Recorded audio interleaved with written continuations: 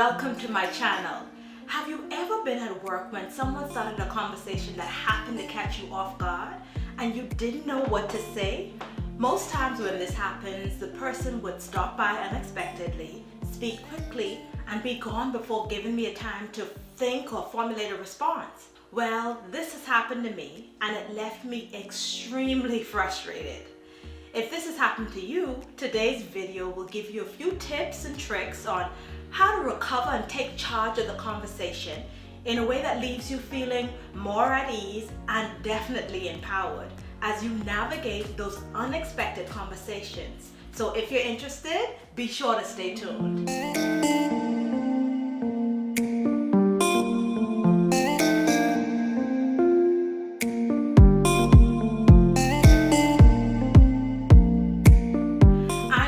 And welcome to the #1 place for new and emerging leaders who want help with challenging conversations in the workplace.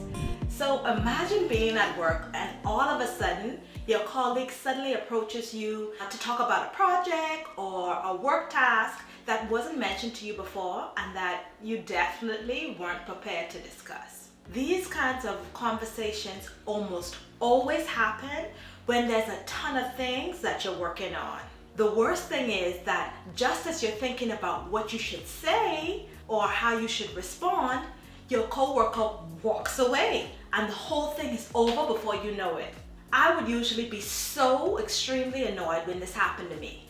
And to top it all off, I wasn't prepared to discuss the topic, issue, or project, and I had absolutely no idea what to say on such short notice. I call those kinds of short, unexpected conversations the dreaded drive-by conversations. This is because the conversation starts and usually ends wreaking total mental havoc and sometimes emotional havoc before I even realize what had happened.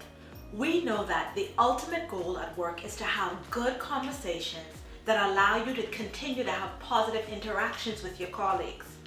This doesn't mean that things will always turn out perfectly, but it does mean that the next 4 tips will give you a few tools and things to be aware of when you encounter those dreaded drive-by conversations.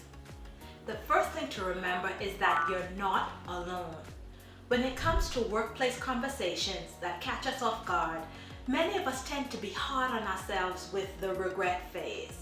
The regret phase is the harsh things that we often tell ourselves after the drive-by conversation has occurred.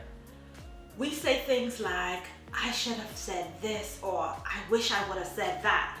And the truth is that people across the planet struggle with knowing how to exactly respond and how to have effective conversations when an immediate response is required.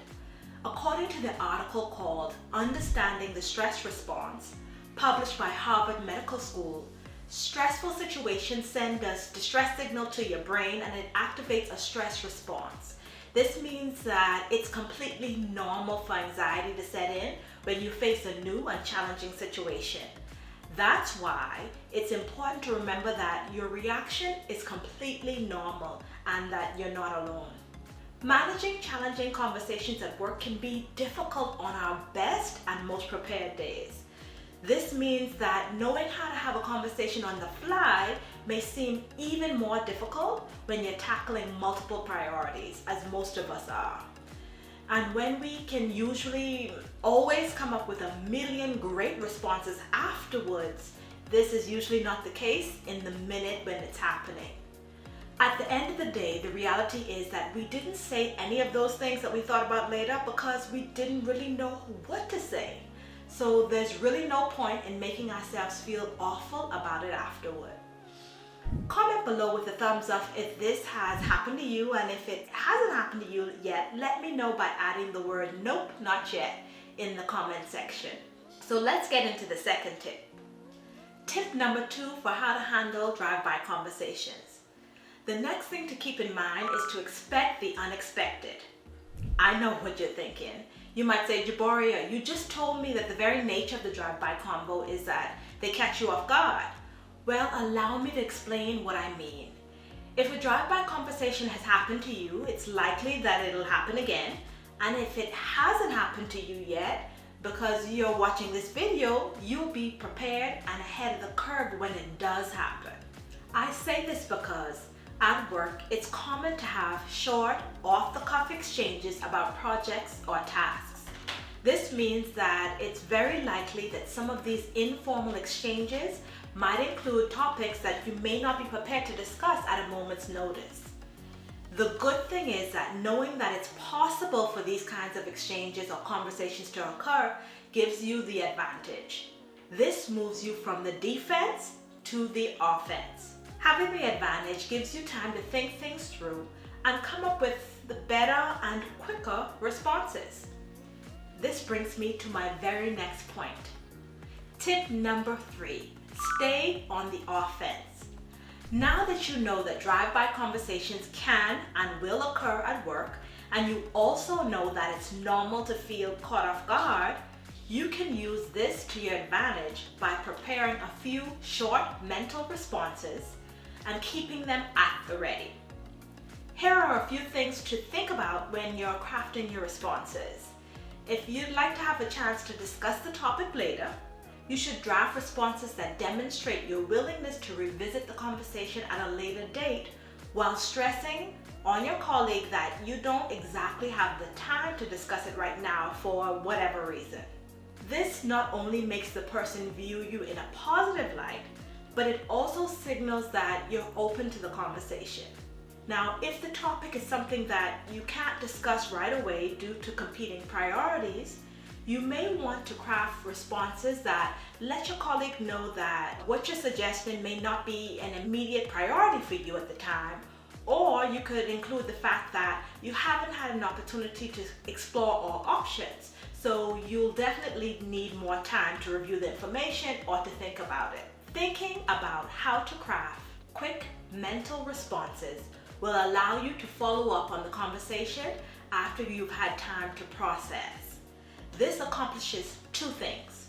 It will give you time to determine the appropriate course of action, and it'll also give you time to craft an informed response. Doing this will ultimately give you an opportunity to follow up later no matter what your position is on the topic. The next tip is not to put too much pressure on yourself. As I mentioned before, these kinds of situations can often cause stress or anxiety, so it's important not to feel pressure to respond right away. Remember that these situations are difficult to accomplish without preparation and forethought. So don't place pressure on yourself to come up with the right answer on the spot.